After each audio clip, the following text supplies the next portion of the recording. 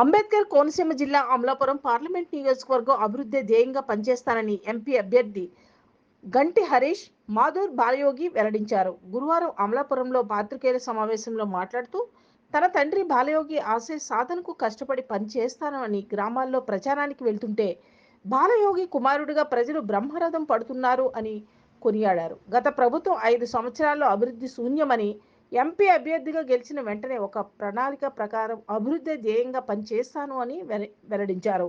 ఈ కార్యక్రమంలో పలువురు తెలుగుదేశం పార్టీ నాయకులు పాల్గొన్నారు. అక్కడ మా ప్రతినిధి కేజీరావు అడిగి తెలుసుకోవడం జరిగింది. ఏ విధంగా ప్రజలు ఆశిస్తున్నారో ఈ ఉమ్మడి ప్రభుత్వం అధికారంలోకి రావాలని.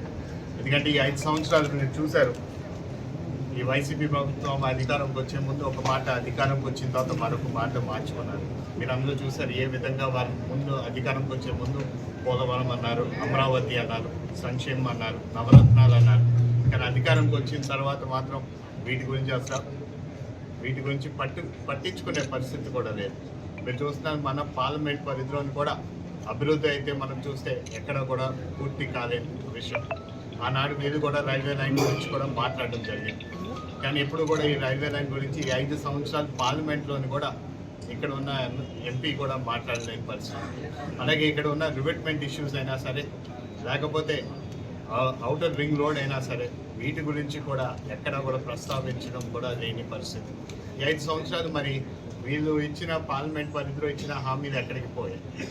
మేము 5 సంవత్సరాలు మేము ప్రతిపక్షంలో ఉన్నా కూడా మేము కూడా ఢిల్లీకి వెళ్ళి పార్లమెంట్ సెషన్స్లోని మినిస్టర్స్ని కలిసి కూడా వాళ్ళని కూడా అడగడం జరిగింది. ఇలాగే ఈ రైల్వే లైన్ అనేది చాలా ఇంపార్టెంట్.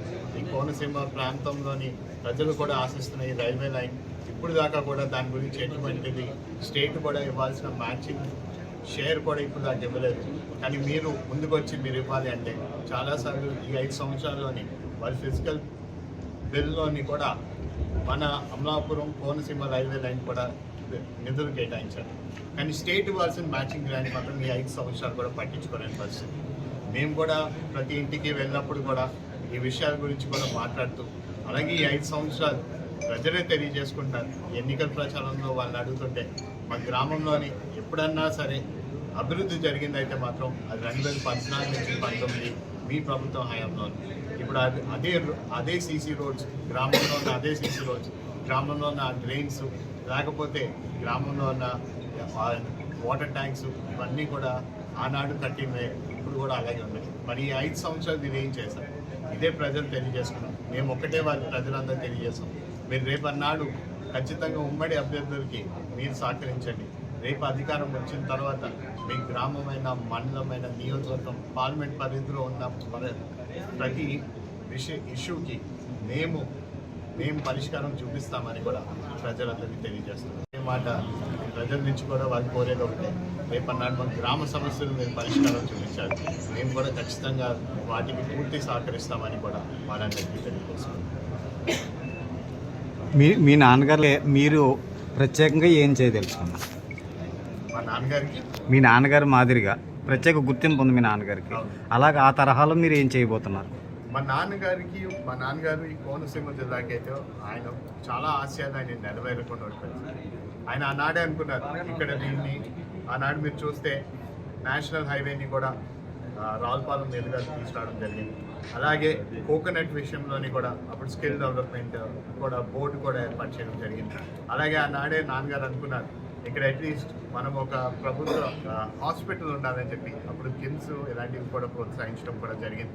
ఆనాడు ఆయన ఎదుర్లంక యానం బ్రిడ్జ్ తీసుకురావడం వల్ల ఎంతోమంది కాకినాడ నుంచి అమలాపురం ప్రయాణం చేయడానికి ఎంత సులువుగా రాబోతున్నారు అనే విషయాలు కూడా చాలా అందరికీ కూడా తెలిసింది. రేపన్నాడు అలాగే చాలా ఆశయాలు నెరవేరకుండా ఆగిపోయాయి. కోటిపల్లి నర్సాపురం రైల్వే, దానివల్ల ఇంపోర్ట్ ఎక్స్పోర్ట్ చాలా పెరుగుతుంది. అలాగే ట్రావెలింగ్, టూరిజం కూడా చాలా ఉపయోగపడుతుంది. ఈ రైల్వే లైన్ గురించి అలాగే మేము అనుకున్న రివెట్మెంట్ ప్రాసెస్ చాలా చోట్ల ఆగిపోవడం వల్ల, వరద ప్రభావం వల్ల చాలా ఎకరాల ల్యాండ్ కూడా సముద్రంలో కలిసిపోతుంది. ఈ revetment process as well as మనం ఇవ్వాల్సిన మంచిని ప్రతిగా మీకు ప్రతి చోటకి వెళ్తే కూడా మనము జనసేన పార్టీ అయినా సరే, తెలుగుదేశం పార్టీ అయినా సరే, బీజేపీ పార్టీ అయినా సరే, అందరూ కూడా కలిసి వస్తున్నారు. నాయకులు, కార్యకర్తలు అందరూ కలిపి కూడా మేము ఎన్నికల ప్రచారంలోకి వెళ్తున్నాం. అలాగే ప్రతి ఇంటికి వెళ్ళినప్పుడు కూడా ప్రజలు కూడా తెలియజేస్తున్నారు, మేము రేపన్నాడు మేము కూటమి అభ్యర్థులకే మేము సహకరిస్తాం. ఓకే.